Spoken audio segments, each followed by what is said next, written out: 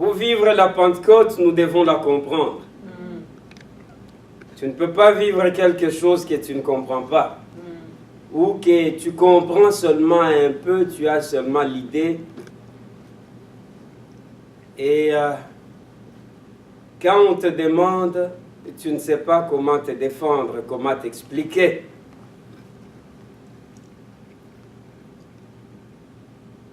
Mais quand tu comprends quelque chose, tu peux avoir la passion de la chose. Et c'est ce qui fait la différence entre la personne qui a la révélation de la chose et la personne qui fait les choses par habitude, par coutume, par rituel. Et il s'avère que dans différentes situations de nos vies, nous nous retrouvons en train de faire les choses par coutume, par rituel. Et quand on était en train de prier, et avant même la prière, on avait mentionné le fait que respirer n'est pas l'habitude. C'est une grâce que Dieu nous donne. De la même manière, la nuit, aller au lit et se réveiller le matin n'est pas produit d'habitude, mais c'est une faveur. Mais une faveur qui facilement peut se transformer en habitude. Et quand ça quitte la révélation de la faveur dans la compréhension de l'habitude, on perd l'essence de la chose. On ne peut plus prendre la chose à sa juste valeur. L'importance de la chose ne se voit pas parce qu'on tombe dans la routine de la chose. Chaque année, les enfants de Dieu, les églises un peu partout, célèbrent ou fêtent la Pentecôte. Jusqu'à quel niveau se trouve notre compréhension de la Pentecôte? Qu'est-ce que la Pentecôte représente pour toi, pour moi? Et c'est seulement un jour de l'année qu'il faut célébrer et fêter, où il y a plus qu'attendre un jour dans l'année qui peut tomber entre le mois de mai, le mois de juin, parce que ça varie, il n'y a pas une date fixe.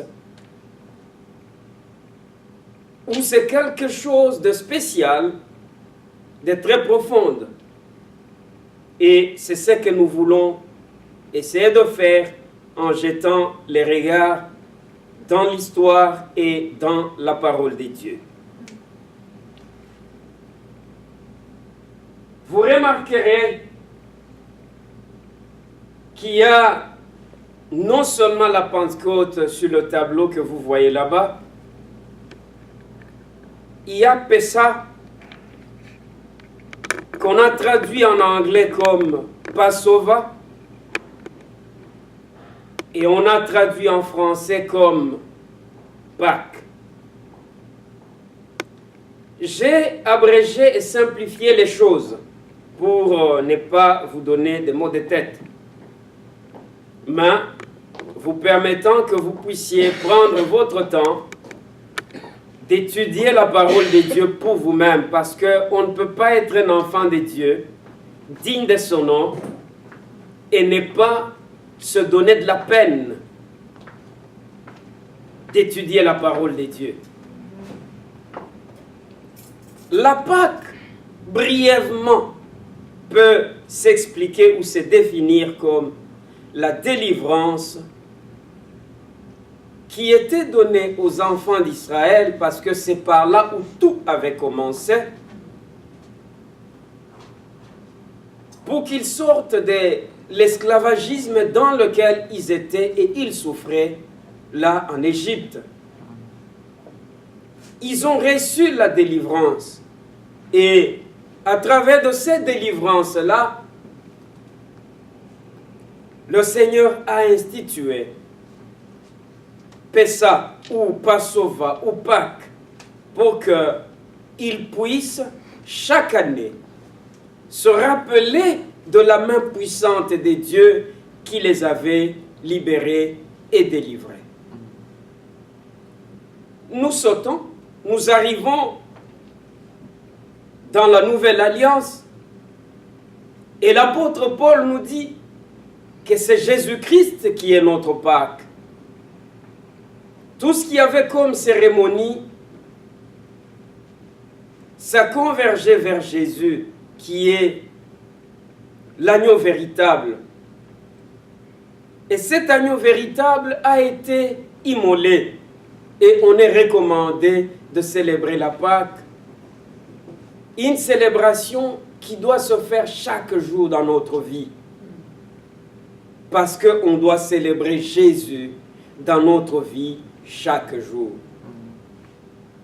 Alors nous avons deux groupes. Il y a les Juifs qui sont dans le judaïsme, qui continuent à fêter la Pâque parce qu'ils ne croient pas en Jésus. On a déjà touché cela, vous le savez.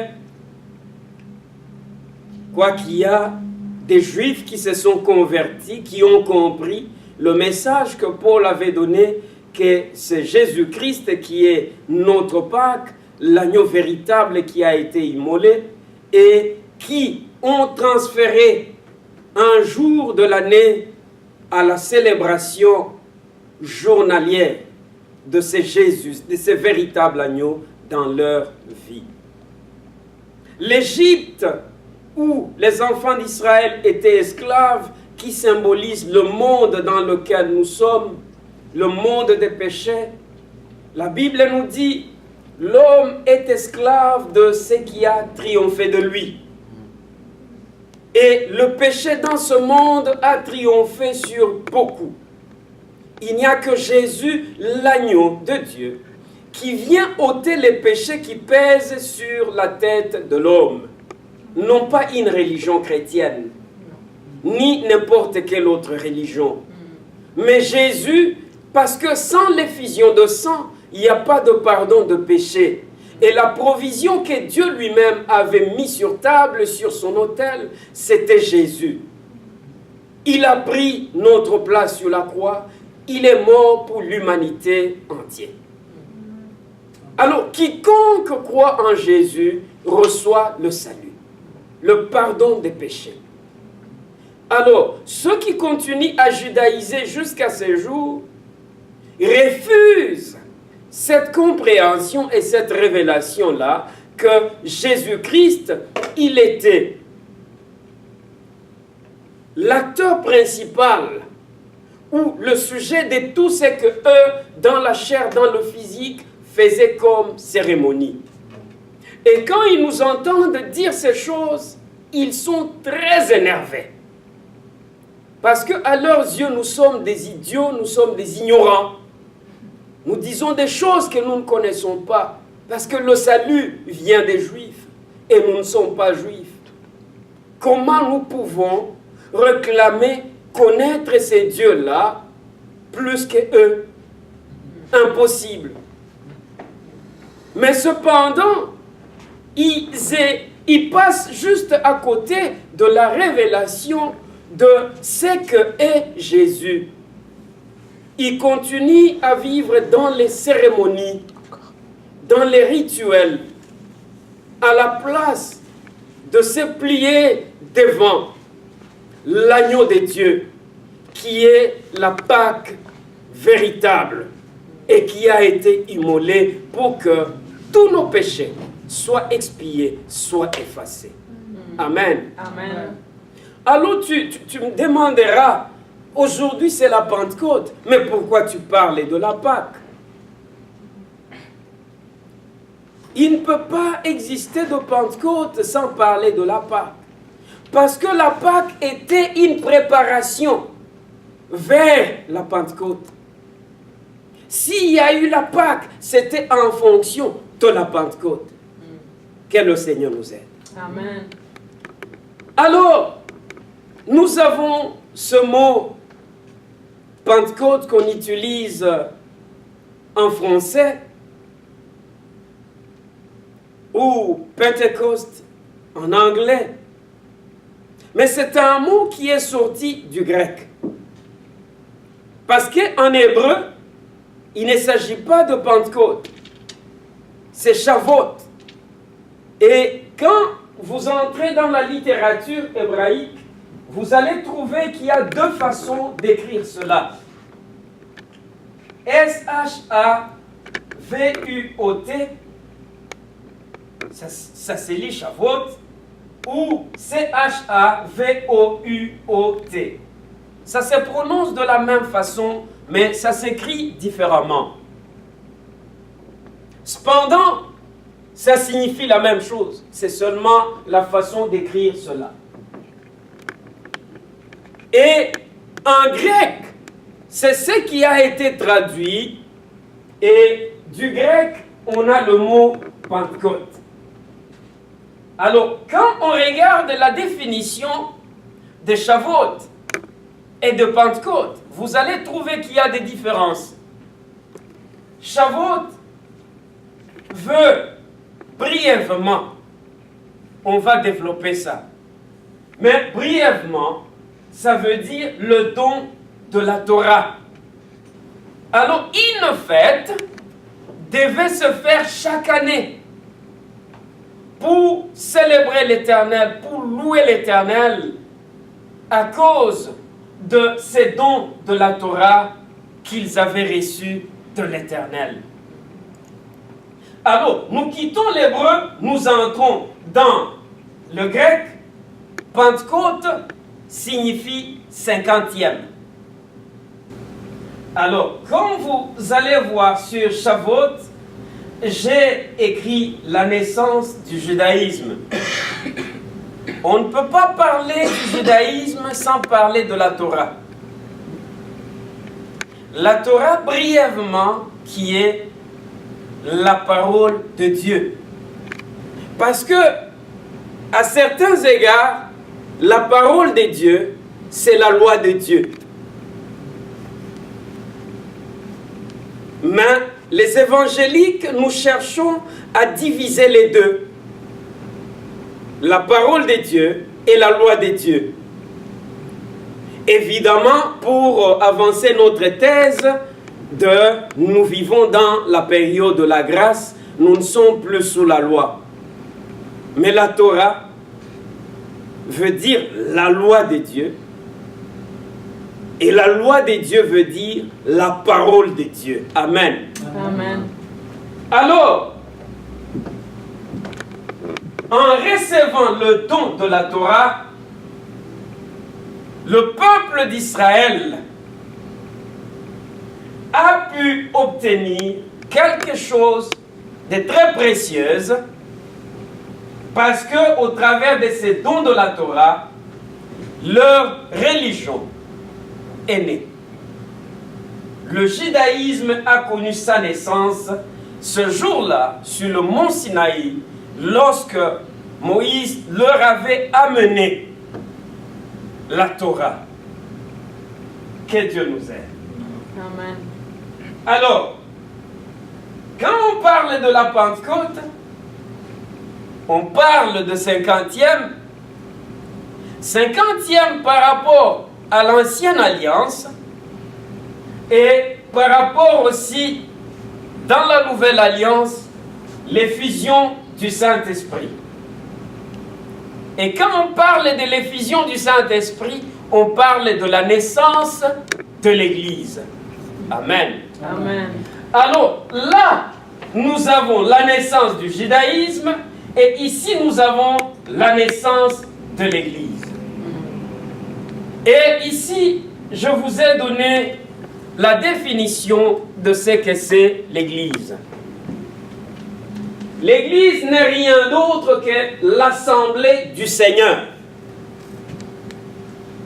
Je vous ai épargné du mot hébraïque et du mot grec, même du latin ecclésia.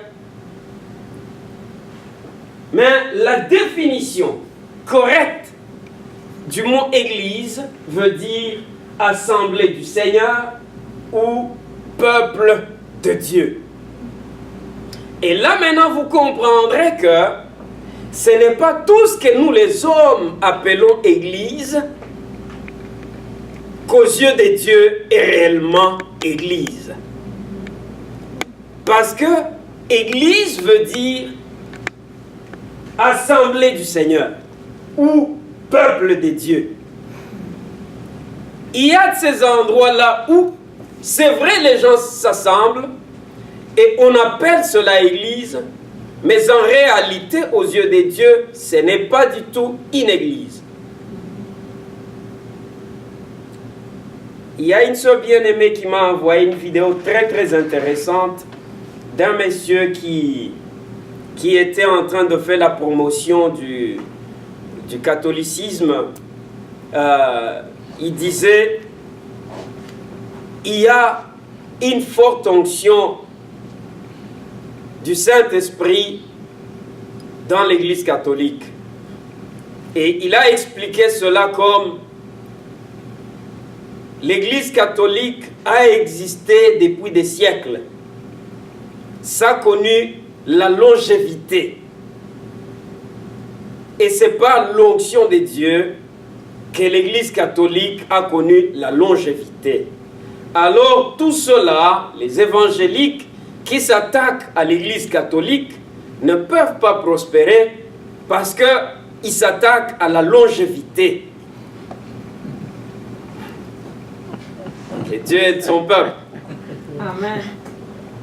Je crois que la sorcellerie a été même avant l'Église catholique. Et elle a la longévité plus que l'Église catholique. Les sciences occultes, le paganisme, le vaudou a existé avant l'Église catholique.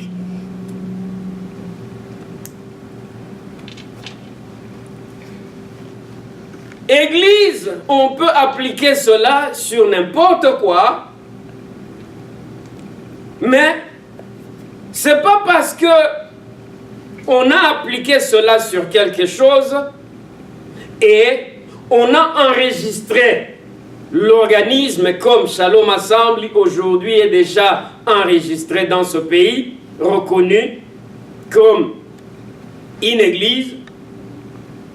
Même si on a tous les papiers nécessaires, cela ne fait pas de l'organisation une église aux yeux de Dieu. Église, c'est l'assemblée du Seigneur ou le peuple de Dieu. Peuple de Dieu, c'est-à-dire là où les gens qui sont rachetés par Christ s'assemblent. Ils forment une famille de Dieu. Amen. Alors, quand beaucoup de gens s'assemblent dans une organisation, mais le paganisme est dans ce qui se fait, comme à l'exemple de l'Église catholique, leur doctrine basée sur le paganisme, leur rituel et pratique sur des choses qui contredisent même la parole de Dieu, les choses que Dieu condamne et considère comme abomination, eux, ce sont les choses qu'ils sont en train de promouvoir. Comment voulez-vous dire que cette organisation-là ou cet organisme-là, c'est l'ensemble du peuple de Dieu? Dieu ne s'associe pas aux abominations. Non. Alors, le monde entier peut reconnaître une église, mais ce qui est important, c'est ce que Dieu reconnaît. Amen. Maintenant, nous trouvons qu'il y a trois états. Il y a la Pâque qui nous parle de la délivrance des enfants d'Israël de l'esclavagisme, qui nous parle aussi de l'œuvre que Jésus avait accomplie pour nous racheter de l'esclavagisme du péché de ce monde. Nous avons la Pentecôte qui est la naissance de l'Église. Les autres définitions, on va entrer dedans, le don du Torah est 50e. Et nous avons maintenant cette Église-là qui vient en 3e position, qui est née par l'effusion du Saint-Esprit et qui ne peut subsister que par le Saint-Esprit. Quand tu enlèves le Saint-Esprit de ce qu'on appelle l'Église, ce n'est plus Église aux yeux des dieux. On peut bel et bien continuer à appeler cela Église, mais aux yeux des dieux, ce n'est pas son Église. Il ne reconnaît pas cela. Amen. On évolue. Définissons maintenant ou regardons ce que Shavuot veut dire. Il y a 4 points que vous allez retrouver dans la parole de Dieu, dans l'Ancien Testament, précisément. La Pentecôte ou Shavuot, ça s'explique comme la fête des semaines. Ces semaines-là se comptent un jour après la Pâque. Et c'est par là que je vous ai dit, ça se connecte. Tu ne peux pas parler de la Pentecôte sans parler de la Pâque. Un jour après la célébration de la Pâque, alors il commence à compter les semaines. Il compte 7 semaines. Et cela fait la totalité de 50 jours. Et la Pentecôte alors trouve son explication de ces mots qui veut dire tout simplement 50e. La Pentecôte ou Shavuot, c'était d'abord la fête des semaines et je viens de vous expliquer comment il comptait 7 semaines. Je ne veux pas entrer dans la numérologie pour vous parler de pourquoi 7. Mais il y a des versets Lévitique 23, verset 16, Exode 34, verset 22, Deutéronome 16, verset 10. La Pentecôte signifie la fête des moissons. Exode 23, verset 16 et Deutéronome 16, verset 9. La troisième chose, c'est la fête ou un jour des prémices. Ils amenaient les prémices, ils amenaient les offrandes à l'église. Aujourd'hui, c'est que nous appelons, comme dans beaucoup d'églises, nous voyons, il y a de ces dimanches, de ces jours-là, qui sont justement dédiés comme les jours d'action de grâce, où les gens amènent de l'argent à l'église en guise de gratitude pour tout ce que le Seigneur avait fait pour eux. Dans le temps, il ne s'agissait pas vraiment de l'argent. Ils amenaient les récoltes, les fruits de leurs récoltes, de leur bétail, ainsi de suite. Ils amenaient des offrandes. Et c'est une bonne pratique, le jour de la Pentecôte, de pouvoir aussi en faire une journée d'action de grâce. Alors quelqu'un évalue toute l'année comment le Seigneur a été bon pour lui et il prépare l'offrande d'action de grâce pour amener dans la maison de Dieu dans ces jours-là parce que c'est la célébration des prémices. Et ces jours-là, ça s'appelle aussi l'assemblée solennelle ou l'assemblée sacrée. C'est-à-dire un jour très, très, très, très spécial. Et il y a beaucoup de versets que je vous ai donnés là-bas. Nombre 28, verset 26. Lévitique 23, verset 21 et verset 26. Nombre 29, verset 35. Deutéronome 16 revient et on est en train de descendre. On a commencé à 16-10, on est descendu à 16-9, maintenant on est à 16-8. Amen. L'assemblée solennelle ou l'assemblée sacrée. La Pentecôte n'était pas la première fête, c'était la deuxième fête. Mais une fête qui a été vénérée au-dessus des autres fêtes. Parce que c'était l'assemblée sacrée. Tous les Juifs devaient se déplacer, aller à Jérusalem pour adorer le Seigneur, pour répondre à cette convocation solennelle et sacrée. Quatrième point, il s'agit de l'époque du don de notre Torah. En hébreu, Zema Matan Toratenu. Et là, ils utilisaient cela beaucoup plus dans leur liturgie. Alors, ils considèrent cela comme une assemblée sacrée, solennelle, très spéciale, parce qu'on ne peut pas parler de leur Dieu, de leur religion, sans pour autant avoir la Torah. Et comme c'est une fête qui leur permet de célébrer Dieu par rapport à ces dons qu'il les a donnés de la Torah, alors, dans leur liturgie, comme je vous avais dit, ils appellent cela l'époque du don de notre Torah. Vous voyez que cela change même de connotation. Notre Torah. La valeur qu'il donne au Torah, à la loi de Dieu, à la parole de Dieu.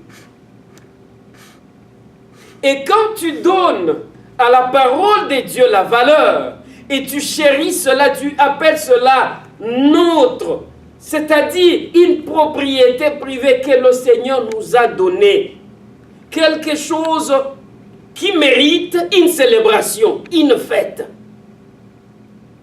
Comment tu peux laisser ta Bible et ne pas la lire? Si tu la chéris. Si tu chéris la loi de Dieu, la parole de Dieu qui est dedans. Amen. Là où est ton trésor, dit-on, c'est là où doit se trouver ton cœur. Alors, si la parole de Dieu est quelque chose de précieux pour toi, le jour de la Pentecôte te rappelle que ce n'est pas du n'importe quoi. Ce n'est pas seulement un livre. Mais c'est un trésor que tu as reçu comme don qui vient de Dieu lui-même. Et c'est par là que vous voyez certains chrétiens, comme j'ai causé avec une sœur, qui disait, ces histoires électroniques, elle ne se sent pas bien avec. Elle préfère les papiers qu'elle va tourner. Bon,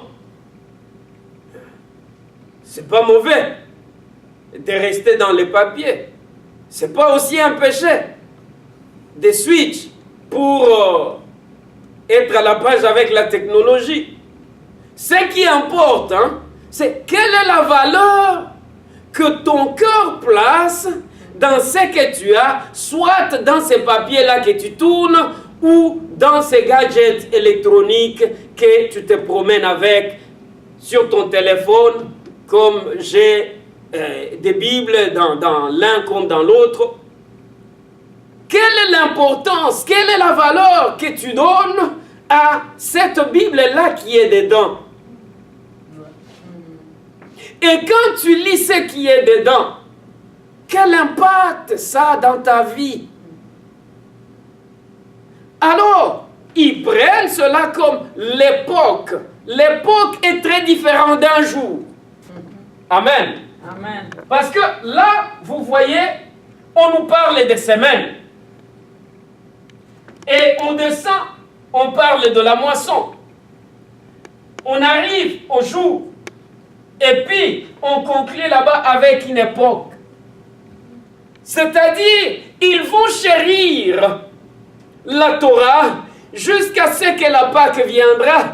Et lorsqu'encore 50 jours vont arriver après la Pâque pour célébrer encore l'Éternel en guise de reconnaissance de cette Torah-là qu'il les avait donnée.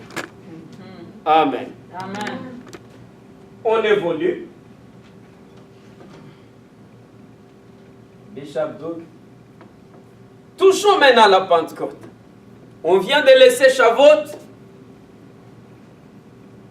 Nous entrons dans la Pentecôte. Parlant de la Pentecôte maintenant dans la Nouvelle Alliance, il y a ces écrits que nous allons lire ensemble. Actes des Apôtres, chapitre 2, versets 1 à 5. Comme c'est une très longue lecture, j'ai abrégé les choses. 14 à 18. Et puis 22 à 43. Et là, on va se lever pour lire la parole de Dieu. Amen. Amen. Vous pouvez vous asseoir et que le Seigneur bénisse sa parole. Amen. Amen. Maintenant que tous on a compris l'overview qu'on avait fait au sujet de l'origine du mot Pentecôte, là où les fêtes avaient commencé, c'est que les Juifs appellent Shavuot, et c'est que les Grecs nous ont traduit comme Pentecôte. Et vous pouvez voir au travers de cette lecture qu'on vient de faire, une connexion, comme je vous avais dit au début, entre la mort et la résurrection de Christ et l'effusion du Saint-Esprit. Pierre vient de très bien expliquer cela. Tout commence par l'effusion du Saint-Esprit. Le premier verset nous dit, le jour de la Pentecôte, ou le 50e jour après la fête de Pâques, comme tous étaient ensemble, sur instruction évidemment, de ne pas s'éloigner de Jérusalem. Là, dans la chambre haute, ils persévéraient dans les prières. Ils attendaient la promesse que ça puisse s'accomplir. Et là, j'attire notre attention, ce n'étaient pas les individus, chacun dans son coin, dans sa maison, comme aujourd'hui nous avons les gens qui sont trop spirituels que toi et moi, qui disent, ce n'est pas question de l'église, je peux prier à la maison et Dieu va m'entendre. Ils ont un problème sérieux. Pour que la promesse puisse s'accomplir, il avait fallu que tous soient ensemble, en train d'attendre. Et évidemment, comme Dieu ne ment pas, chaque promesse qu'il t'a faite doit s'accomplir. Il n'est pas un homme pour mentir, ni un fils de l'homme pour se repentir de ce qu'il a dit. Chacun de ses promesses a son temps, qui est le temps parfait, qui peut ne pas s'harmoniser avec notre temps, doit s'accomplir. Ainsi donc, la promesse qu'il avait faite s'est accomplie.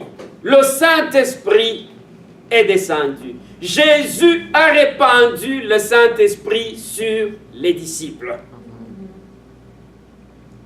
Et le deuxième verset dit, tout à coup, il vint du ciel un bruit comme celui d'un vent impétueux et il remplit toute la maison où ils étaient assis. Des langues semblables à des langues de feu leur apparurent séparées les unes des autres et se posèrent sur chacun d'eux. Écoutez le 4e verset. Et ils furent tous remplis du Saint-Esprit et se mirent à parler en d'autres langues selon que l'Esprit leur donnait de s'exprimer. Amen. Amen. Ce verset nous donne deux choses. La plénitude du Saint-Esprit que tous ceux qui étaient dans la salle avaient reçu. Et il y a une deuxième chose. Non seulement ils ont été remplis du Saint-Esprit, mais ils ont aussi parlé en langue. Et c'est par là où nous voyons l'origine de parler en langue. Mais s'il y a un problème là-bas, il y a un problème là-bas, et le problème c'est lequel? Le pentecôtisme nous enseigne et nous dit que le parler en langue, c'est le signe physique initial de la plénitude du Saint-Esprit. Mais en réalité, c'est faux. Tu peux parler en langue sans que tu ne sois rempli du Saint-Esprit. Le parler en langue, c'est un don du Saint-Esprit, comme d'autres dons. Mais, à cette circonstance, tous avaient parlé en langue. Et comme tous avaient parlé en langue, c'est là où les gens s'étaient assis et ils ont étudié, ils ont dit, comme tous avaient parlé en langue, alors quand tu deviens rempli du Saint-Esprit, obligatoirement tu dois parler en langue. Mais on ne peut pas aller au-delà pour bien expliquer cela.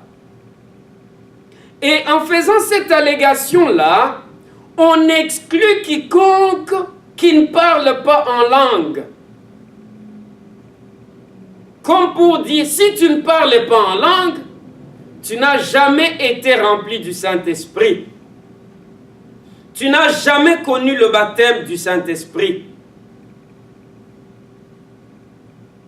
Et c'est faux. Parce que le parler en langue, c'est l'un des dons du Saint-Esprit. Et il n'y en a pas seulement le parler en langue. Est-ce que vous me saisissez? Oui.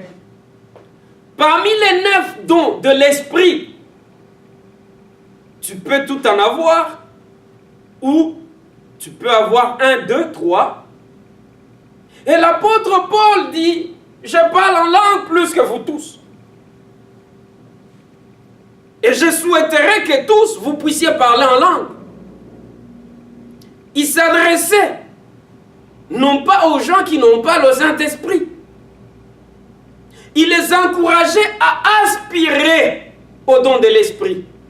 Ouais. Et d'ailleurs, vous allez remarquer qu'il n'a pas fait la promotion du parler en langue au-dessus de la prophétie. Il dit aspirer. Après leur avoir encouragé tous d'aspirer au parler en langue, mais il dit surtout au don de la prophétie. Il élève les dons de la prophétie au-dessus du parler en langue. Et cela sous-entend, quand tu es baptisé par le Saint-Esprit et qu'il te donne le don de la prophétie, mais il t'a donné un don qui est au-dessus du don de parler en langue. Est-ce que vous me comprenez? Oui. Parce que la prophétie vient révéler les pensées de Dieu. La prophétie vient révéler les pensées de l'homme. Tandis que le parler en langue t'édifie. Il y a des choses qu'avec l'intelligence, tu ne peux pas exprimer devant Dieu. Ça prend la langue, le parler en langue. Pour parvenir par l'esprit, au travers de ses dons, exprimer tout ce qui n'est pas exprimable avec ton intelligence. L'esprit qui connaît les événements qui se passent dans ta vie. Je me rappelle un jour, j'étais à Kinshasa, à l'église, à la permanence, où j'avais passé la nuit. Et ce matin-là, l'esprit m'avait réveillé. J'ai prié, mais beaucoup de temps que j'ai passé dans la prière, c'était dans la langue. C'était en sortant maintenant dans mes courses. J'étais avec un ami. Qu'après l'incident, j'ai compris que l'esprit avait vu ce qui m'attendait au courant de la journée. Il y avait un accident grave qui m'attendait. Je me suis engagé dans la route et j'ai seulement entendu la voix de mon ami qui criait « Qu'est-ce que tu fais? Qu'est-ce que tu fais ?» Alors, je réalise que j'étais entre deux voitures. Je ne pouvais ni reculer, ni avancer, parce que ces voitures allaient comme ça. Alors, pendant que les deux chauffeurs s'arrangeaient pour freiner, c'est comme si l'esprit m'a projeté sur le bonnet de la voiture qui montait dans cette direction. Et ça a permis que l'autre voiture passe et ça m'a projeté devant. La voiture avait bien freiné. Je traverse la route, tout le monde était scandalisé. Il n'arrivait pas à comprendre un grand garçon comme moi que j'étais peut si bêtement s'engager sur la route. Mais ne me posez pas la question comment je me suis retrouvé au milieu de cette route-là. J'étais incapable et je suis jusqu'à ce jour incapable d'expliquer cela. Le diable m'avait tendu un piège pour me rendre paralytique ou pour mettre fin à ma vie. Mais l'Esprit de Dieu qui voyait les événements, la succession des événements de ma journée, m'a conduit à prier, à utiliser les dons de parler en langue pour dire les choses que mon intelligence ne pouvait pas appréhender. Dire cela à Dieu. Et ça m'a amené dans cette dimension-là pour remporter cette grande victoire sur la mort, cette grande victoire sur l'accident. Alors, le parler en langue est très important. Parce que ce n'est pas à tout moment qu'on sait ce qu'il faut réellement demander à Dieu. Mais cependant, j'insiste et je souligne, cela n'est pas la garantie comme le pentecôtisme fait la promotion de cela. Le signe initial, c'est-à-dire si tu n'as pas le parler en langue, c'est-à-dire toi, oublie ça, tu n'as jamais été baptisé par le Saint-Esprit. C'est une fausseté. Il y a plusieurs manifestations de Saint-Esprit dans la vie d'un enfant de Dieu. Il y a 9 dons spirituels. Et c'est quand tu reçois cette effusion, ce baptême-là du Saint-Esprit, que ça te permet de voir un don de l'Esprit se manifester dans ta vie. Mais il s'avère aussi que le diable sait copier ce que Dieu fait. Il y a les langues des démons qui se parlent dans des églises. Il y a les prophéties des démons qui se prononcent et proclament dans les églises. Il y a les miracles qui viennent des démons. Il y a des guérisons qui viennent des démons. C'est tout ce qu'il y a comme don de l'esprit. Le diable aussi a les copies de cela. Est-ce que vous me comprenez? Alors, ne soyez jamais intimidés devant quelqu'un comme moi qui prie en langue et vous ne priez pas en langue, vous devenez frustré. Non. Ne soyez jamais intimidés par quelqu'un qui prie pour les gens et opère les miracles ou qui prophétise ou qui manifeste ce que nous pouvons classer parmi les dons de l'esprit. Mais la parole de Dieu vous encourage de rechercher. Parce que dans la suite de la lecture, l'apôtre Pierre a dit à tout le monde, c'est Jésus que vous avez crucifié. C'est lui le véritable qui est venu accomplir la prophétie que Joël avait donnée. Que sur vos fils et vos filles, je répandrai de mon esprit. Ils vont avoir des visions, ils vont prophétiser. Alors le Saint-Esprit vient, à celui-ci il donne la prophétie, à l'autre il donne le parler en langue, à l'autre il donne n'importe lequel dans ces 9 dons. Mais nous sommes encouragés, je suis en train d'insister et de me répéter, d'aspirer à tous les 9 dons. Amen. Parce que chaque don a ses limites. Je ne peux pas me contenter du parler en langue seulement. Il y a des choses qui me manquent. Je ne peux pas me contenter de la prophétie seulement. Il y a des choses qui me manquent. Alors il faut aspirer à tous les dons. Les demander à Dieu. Ton désir que tu as vis-à-vis de cela. Et surtout si tes motifs sont purs. Parce qu'aujourd'hui, dans la chrétienté de ces jours, il y a les gens qui prient, qui jeûnent, qui recherchent que les dons de l'esprit se manifestent et s'opèrent dans leur vie à la recherche de leur propre gloire. Tu vas jeûner et prier, tu n'auras pas cela. Et si tu vas en avoir, ça sera le don qui vient du diable. Il va te donner l'effet quant, parce qu'il répond au désir de ton cœur. Tu veux prophétiser que les gens dans l'église voient que toi, tu es spécial. Tu veux prier pour les malades, les guérir et voir que tu es spécial. Je me rappelle quand le mouvement de faire tomber les gens était venu, tu vois quelqu'un prier pour les gens et son désir le plus profond est que la personne tombe. Non pas qu'il veut donner des gigots aux gens, mais parce que ceux-là qui sont en train de regarder comment il prie, ils vont dire celui-ci en tout cas, il a l'onction de Dieu.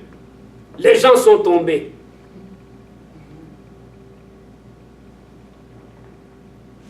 Le Saint-Esprit ne nous donne pas un don pour qu'on soit arrogant et orgueilleux. Non. Et si on voit un don, dites les dons de l'Esprit, dans une personne, mais qui est servi comme tremplin, comme soubassement de l'arrogance et l'orgueil dans la personne, il faut mettre un grand point d'interrogation rouge sur ces dons-là, son origine. Amen. Amen. Que le Seigneur nous aide. Amen. Alors, ici vous allez remarquer que dans Actes chapitre 1er, verset 14, la parole de Dieu nous donne le nombre de gens qui étaient dans la chambre haute. sur qui le Saint-Esprit était descendu. Chapitre 2 nous dit comment l'Esprit est descendu, la prophétie a été accomplie. Mais chapitre 1er, à partir du verset 14, ça nous explique qu'ils étaient en tout 120. Amen. Pour vous épargner, je n'ai pas voulu donner tout ce qu'il y a comme détail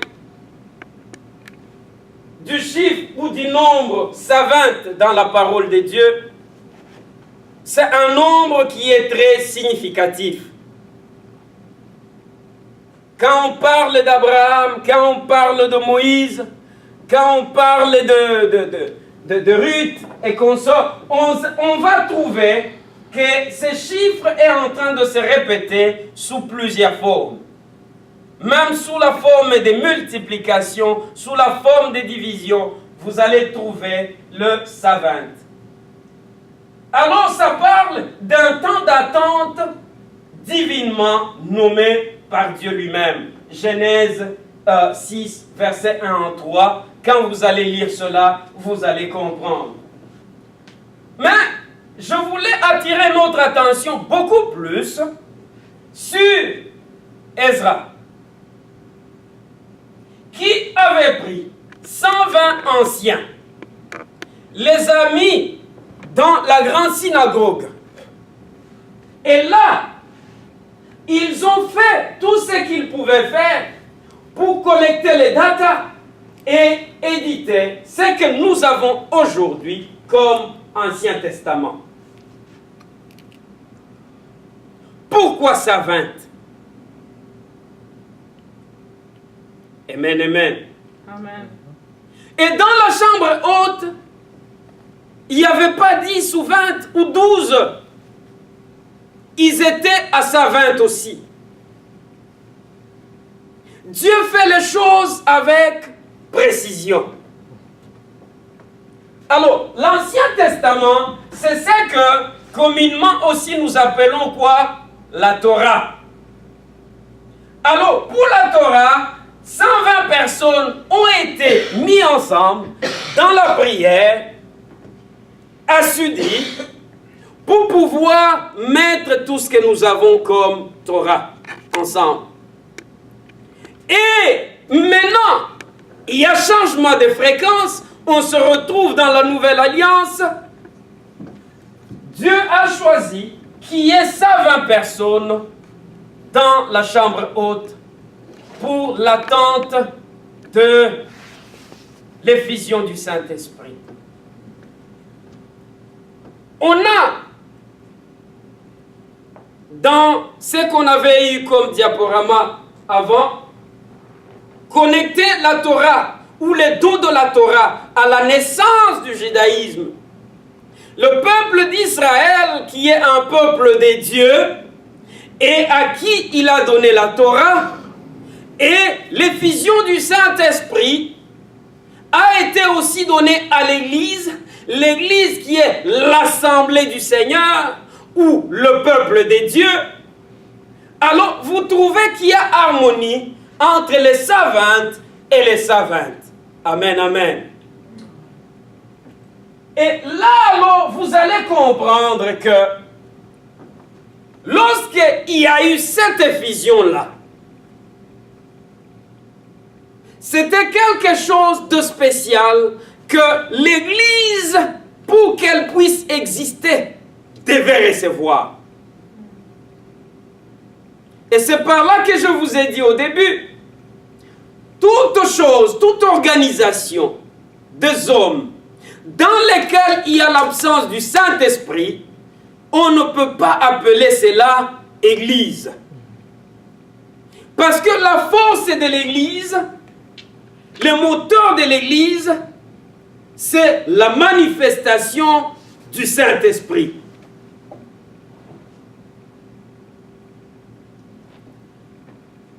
Prêtez attention à ceci. Il n'y avait pas seulement une personne, mais ils étaient à 120. On ne peut pas parler de l'Église quand tu es seul.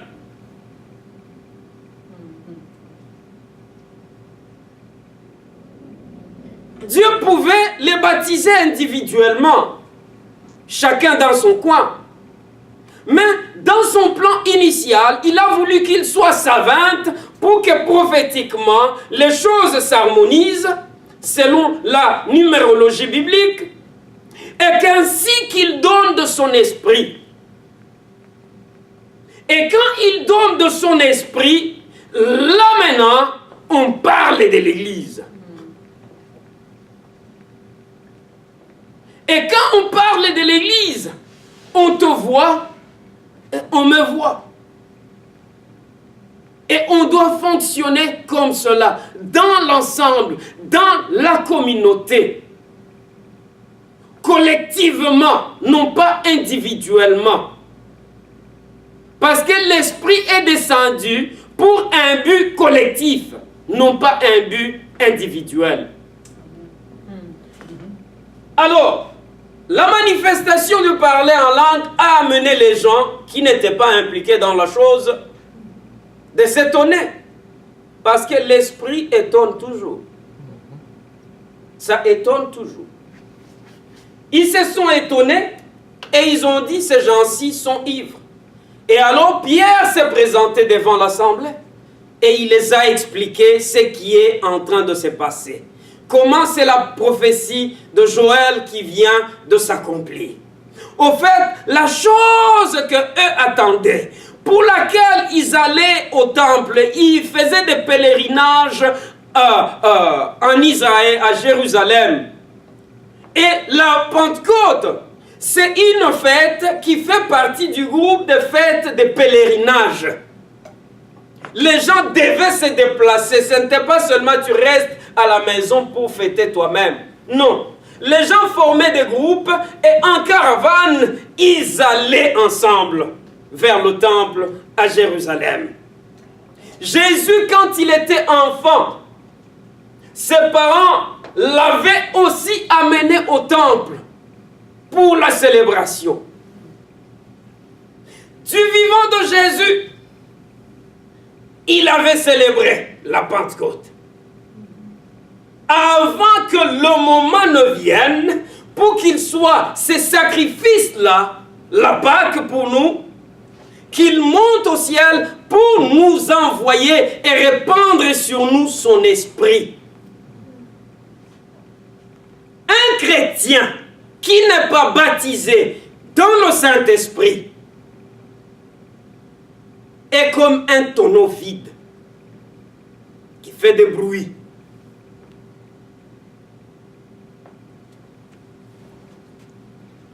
Tu ne peux pas te dire que tu es chrétien et être fier de ta chrétienté si tu n'es pas baptisé par le Saint-Esprit. Mais alors, tu peux devenir chrétien avant d'être baptisé par le Saint-Esprit.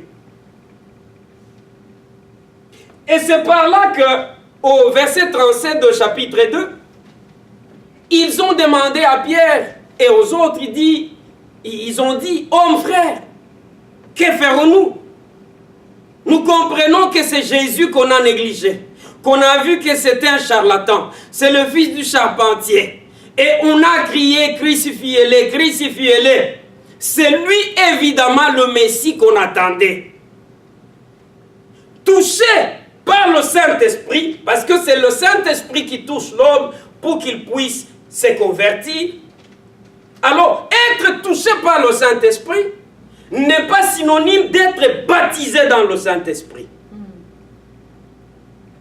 Ils ont été touchés par le Saint-Esprit et ils ont dit, que ferons-nous donc? Et il a dit, répentez-vous. La première des choses. La deuxième des choses, soyez tous baptisés au nom de Jésus. Et phase finale, vous recevrez le don du Saint-Esprit. Amen. Amen. Quand tu te répands, tu es accepté par Dieu, tu deviens enfant de Dieu. Mais quand tu deviens baptisé par l'Esprit, son esprit maintenant commence à opérer en toi. Les dons de l'Esprit commencent à opérer en toi. Je vous ai enseigné sur le travail du Saint-Esprit quand on parlait de la grâce, quand on parlait du renouvellement et régénération.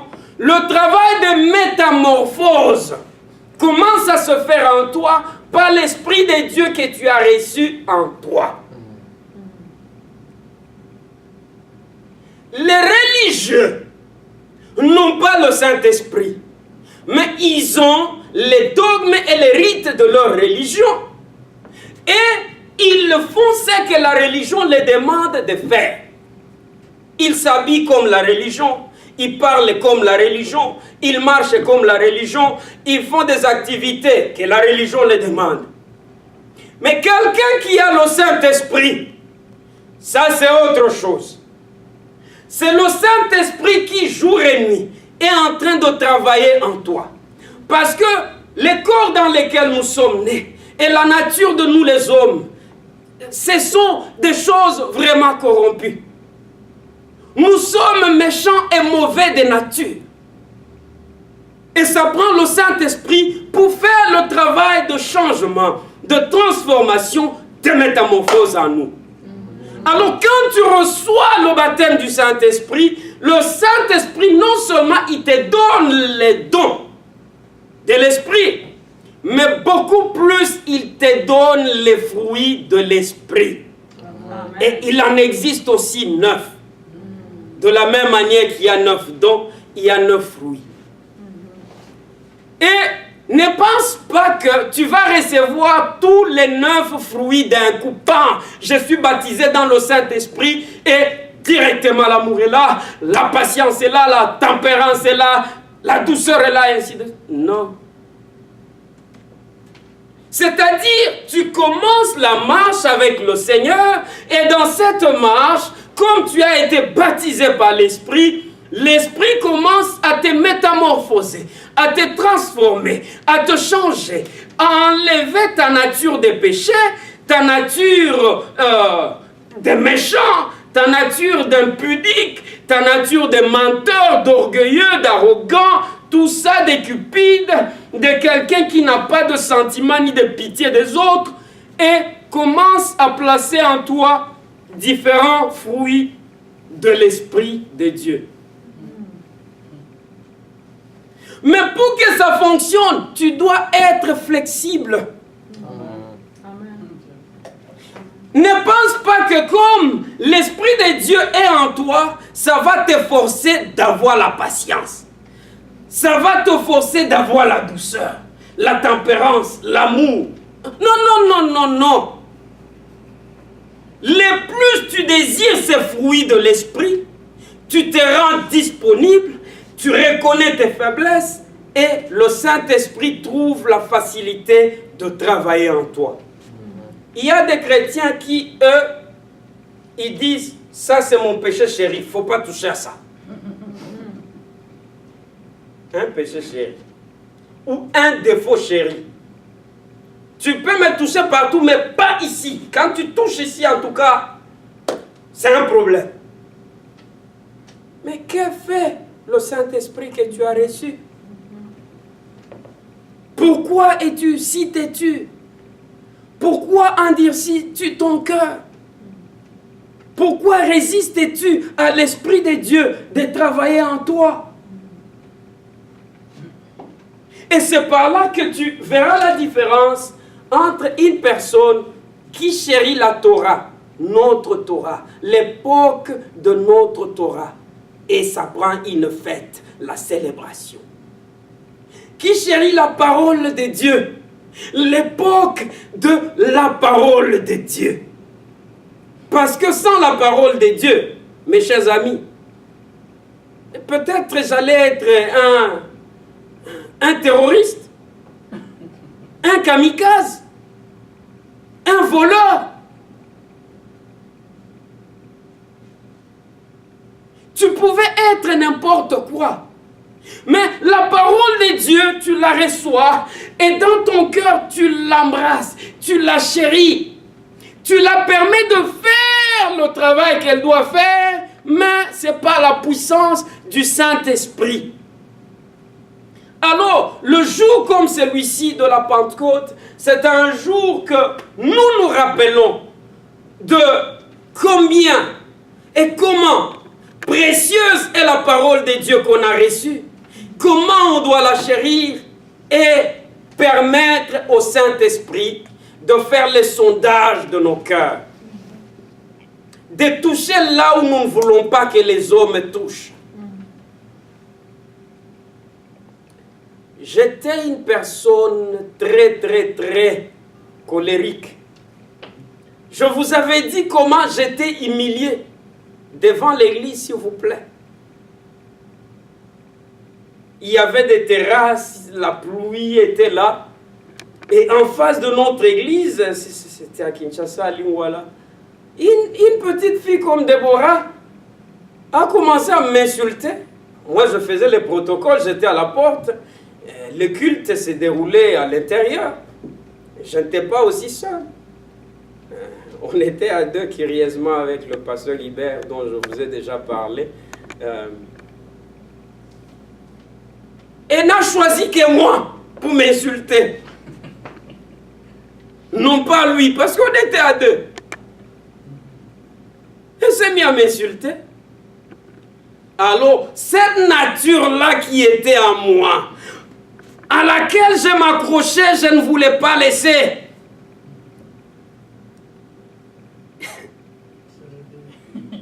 On nous dit les choses que nous refusons d'apprendre avec douceur. On va les apprendre the harsh way. Ce que tu refuses d'apprendre avec douceur, crois-moi, c'est question seulement de temps. Tôt ou tard, tu seras frappé sérieusement, tu seras humilié pour apprendre cela. Et pourtant, si tu étais docile et obéissant, tu allais être changé par le Saint-Esprit et transformé lorsque tu as entendu la parole, lorsque tu as reçu la parole. J'ai été humilié terriblement. Cette impulsion de la colère est montée. Ah, je me suis rappelé comment j'avais fait le karaté avant de croire au Seigneur. Comment j'avais fait le judo avant de croire au Seigneur. Et une petite fille comme Déborah veut se moquer de moi comme cela. Mon ami n'a pas compris comment j'ai quitté là-bas. Même ces Jamaïcains là qui courent, on l'appelle comment? Usain Bolt ne pouvait pas en tout cas me dépasser. Je me suis lancé, j'ai couru. Je saute cette terrasse là. Et mon temps de transformation m'attendait. En atterrissant, j'ai très bien glissé là. Et la fille avait vu comment j'ai glissé spontanément aussi. Elle a couru vers moi. Elle m'a donné quelques coups pendant que j'étais en train de patiner. Et puis elle a fui. Et retourne à la porte. Je t'ai cogné de vie. Je t'ai tombé. Alors, je me lève, je regarde derrière, mon ami m'arrête de rire. Il n'a pas sympathisé. Je retourne tête baissée et il me dit, qu'est-ce qui t'a pris? Regarde comment tu viens d'être humilié. Et quand tu es battu par une personne, ça entre dans l'histoire. Dans l'histoire de cette fille-là, elle m'avait cogné. C'était très humiliant. C'était très humiliant. Les choses que tu ne veux pas, que le Saint-Esprit change en toi, lorsque tu as la faveur, la grâce d'avoir la vérité, la révélation de la parole de Dieu. Mon frère, ma soeur, crois-moi, tôt ou tard, t'en auras.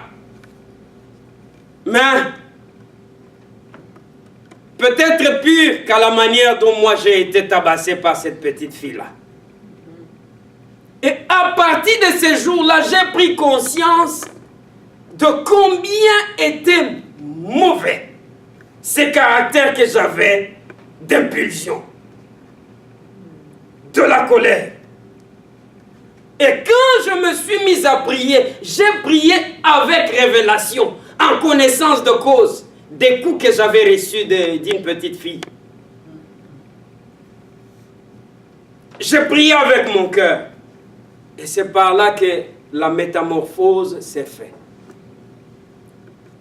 Ça n'a pas pris un jour, ça a pris un peu de temps. Mais il a fait le travail qu'il devait faire. Et jusqu'à ce jour, je continue à le prier, Seigneur. Tout ce que tu vois, qui ne s'harmonise pas à la nature de Jésus, fais la transformation dans ma vie. Amen, amen. Amen. As-tu le Saint-Esprit dans ta vie? As-tu jamais été baptisé par le Saint-Esprit? Quel est le bilan que tu peux faire dans ta vie? Est-ce que ton bilan reste dans le passé, dans le présent? Où en es-tu avec le Seigneur?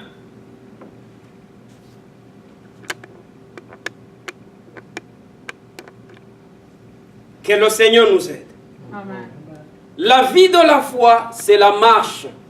On ne s'arrête pas pour rester stagnant, pour regarder seulement les expériences du passé. Non, chaque jour que Dieu nous donne, on doit maximiser cela. Chaque jour. Alors, vous trouvez que ceux-là qui ont été baptisés dans le Saint-Esprit et ceux aussi qui se sont convertis quand l'apôtre Pierre les avait parlé, comment les prophéties se sont accomplies, ils se sont repentis, ils ont été baptisés et ils ont été remplis du Saint-Esprit. Dans un jour, 3000 âmes. Ça nous ramène un peu quand les enfants d'Israël s'étaient rebellés contre Dieu, ne voulaient pas écouter. À la place d'être patient, d'attendre que Moïse descende avec la loi, ils ont dit, cet homme de Moïse a traîné là-bas. Faisons-nous des veaux d'or. Et ils ont donné l'honneur qu'ils devaient donner à Dieu, à ces veaux d'or, l'adorant comme ce qui les a sortis de l'Égypte. Combien d'évangéliques aujourd'hui, combien d'enfants de Dieu se sont déjà fait des veaux d'or? C'est vrai, Dieu les a fait sortir du monde, de l'Égypte. Ils ont commencé la marche avec le Seigneur. C'est-à-dire, ils ont connu la Pâque. Ils ont reconnu et mangé l'agneau immolé. Ils se sont donnés à Christ. Et dans la marche maintenant, ils arrivent quelque part à cause de l'impatience, à cause des difficultés de la vie, à cause des mauvaises ambitions qui sont dans le cœur de l'homme. Ils commencent à se fabriquer des veaux d'or. Pas de patience. Comme cet homme qui a interprété l'onction de Dieu comme étant le produit de la longévité. Que l'Église catholique a existé depuis des siècles et des siècles. C'est-à-dire, ils ont l'onction de Dieu. Arrêtez de les critiquer. D'ailleurs, quand on parle d'eux, on ne les critique pas, on les condamne.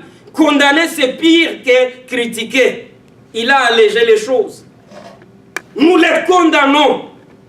Arrêtez de les condamner si vous voulez voir la main de Dieu dans votre vie.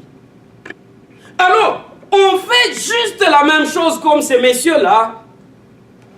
on s'est fait le veau d'or, on commence à l'admirer, on commence à l'observer, tout en ignorant la Torah, la parole de Dieu qu'on doit chérir. La parole de Dieu nous dit, elle est oui et amen. Même lorsqu'elle va à l'encontre de nos penchants, lorsqu'elle va à l'encontre de nos sentiments, de nos émotions, elle doit être oui et amen.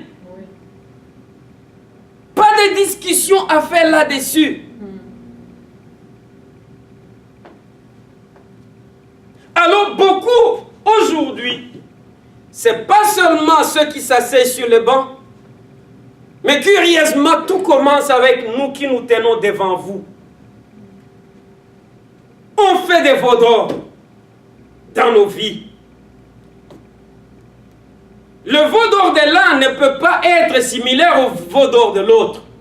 Et c'est par là, quand on a lu Psaume 75 ou 75, on nous a dit que l'élévation ne vient ni de l'Orient, ni de l'Occident, ni du désert, mais vient de l'Éternel. Alors beaucoup d'enfants de Dieu sont arrivés dans leur marche à cet endroit où l'impatience et la logique, la philosophie des hommes les a amenés à se faire des veaux d'or. Ils ne veulent pas marcher avec Dieu.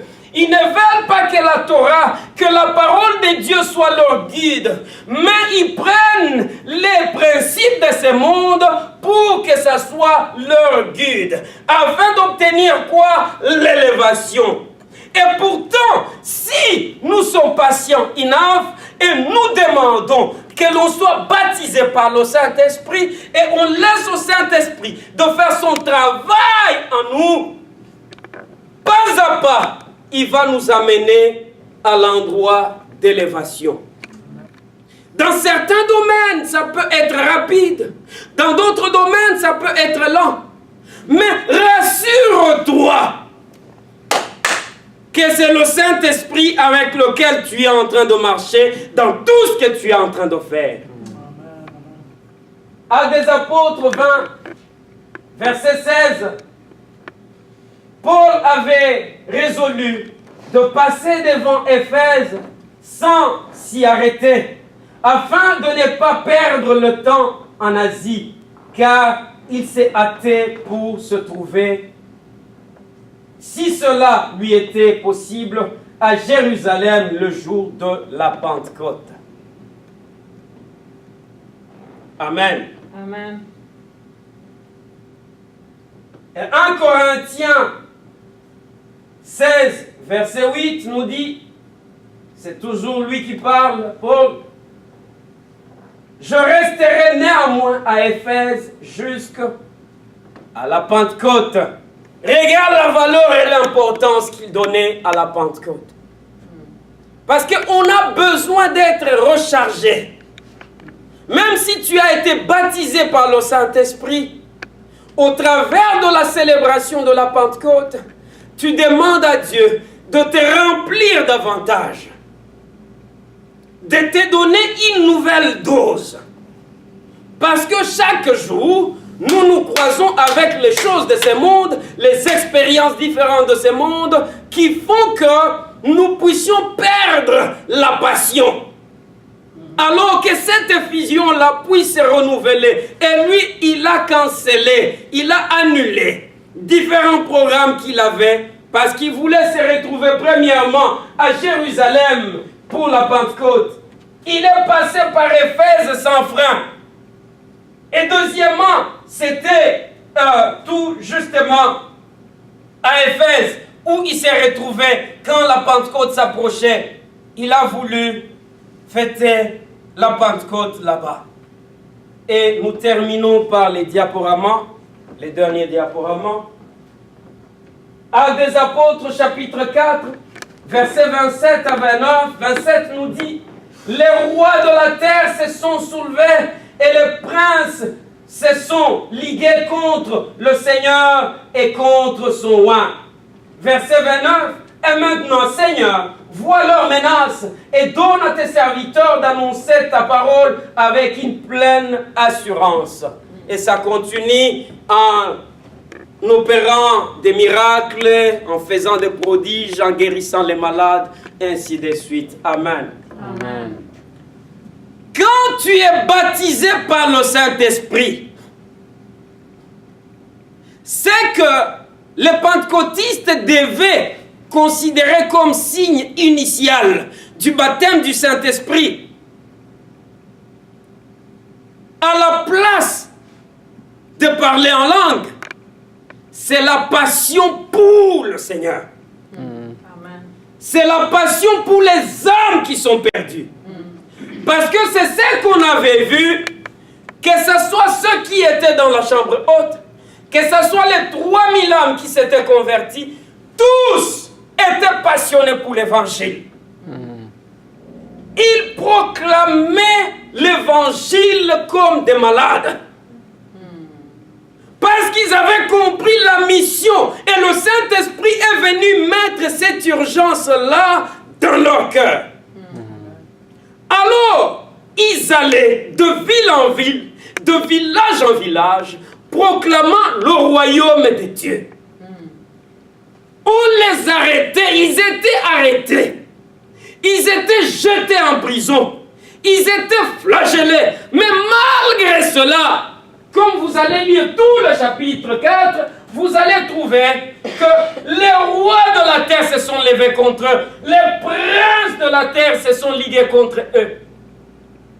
Et aujourd'hui, ceux-là que nous appelons des grands serviteurs dans ce pays et dans le monde, eux avec les rois de la terre, ce sont des bons amis. Ce sont même les conseillers des présidents et des premiers ministres. Ils collaborent très bien. Leurs églises ne sont pas du tout menacées. Et cependant, l'Église les considère comme des grands serviteurs. Ces définitions qui, quand on va remplir cette salle, directement, ceux de haut vont commencer à m'appeler grand serviteur de Dieu. Maintenant, dans ces faibles commencements, non. Ils ne voient pas en moi un grand serviteur de Dieu. Est-ce que vous me comprenez? Oui. Alors, comment ça se fait que ceux-là qui sont vénérés parmi les chrétiens, les serviteurs de Dieu, vivent en harmonie parfaite avec les rois de ce monde, avec les princes de ce monde? Vous ne voyez pas qu'il y a quelque chose qui cloche? Le Saint-Esprit a amené la tribulation dans la vie des disciples. Parce qu'ils proclamaient la parole dans sa pureté.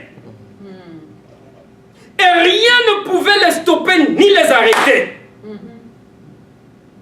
On les jetait en prison. Aujourd'hui, cet évangile qui n'amène pas la persécution, mais qui fait que nous puissions trouver les faveurs des rois et des princes, et ils nous invitent, et on a même le plaisir de dire, pour Donald Trump, c'est moi qui ai choisi pour faire la prière. Pour Macron, c'est moi qui ai choisi pour faire la prière.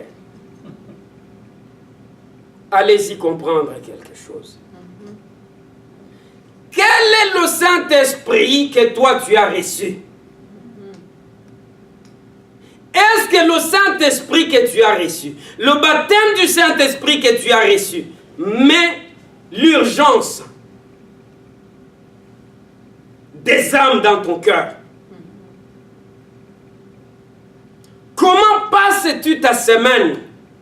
Prends-tu ton téléphone pour prêcher, annoncer l'évangile à cette âme pour laquelle tu pries? Parce que ça ne prend pas seulement la prière. Tu dois ouvrir ta bouche et parler, proclamer l'évangile à la personne. Comment passes-tu le mois? Alors vous trouverez que beaucoup, au lieu d'être energized,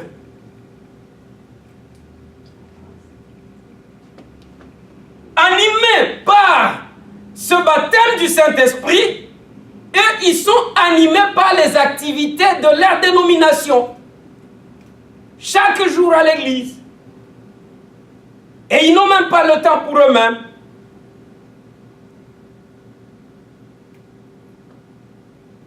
À la place d'être energized pour faire ce qui tient au cœur de Dieu. Gagner les âmes. Parce que le sang de Jésus a coulé. Christ qui est notre Passover, qui est notre Pâques, a été immolé et nous devons le célébrer chaque jour. Le Saint-Esprit vient entre en toi, te baptise et te donne la force de faire exactement le travail qui est rempli de la puissance de la résurrection. Si les âmes ne sont pas gagnées, alors Christ est mort en vain. On se lève, on va prier. Tu te recommandes à la grâce de Dieu et tu lui demandes de te baptiser. C'est toi qui connais là où tu te situes avec le Seigneur. Si tu trouves les traces de la religiosité en toi, c'est le temps de dire Seigneur, délivre-moi de cet esprit de religiosité. Demande-le de te baptiser par son esprit et le baptême du Saint-Esprit te donne la force, le courage de proclamer l'évangile, non pas de faire les activités de l'église. Faire les activités de l'église, c'est bien, parce que ça permet à l'église comme organisation d'avancer. Mais le Saint-Esprit ne t'a pas été donné pour faire les activités de l'église, mais pour faire avancer son royaume en gagnant les âmes, en devenant témoin de Jésus-Christ, témoin de la résurrection de Jésus, témoin du sacrifice que Jésus avait fait, témoin de l'alliance entre Dieu et son Église. Nous prions le Seigneur au nom de Jésus.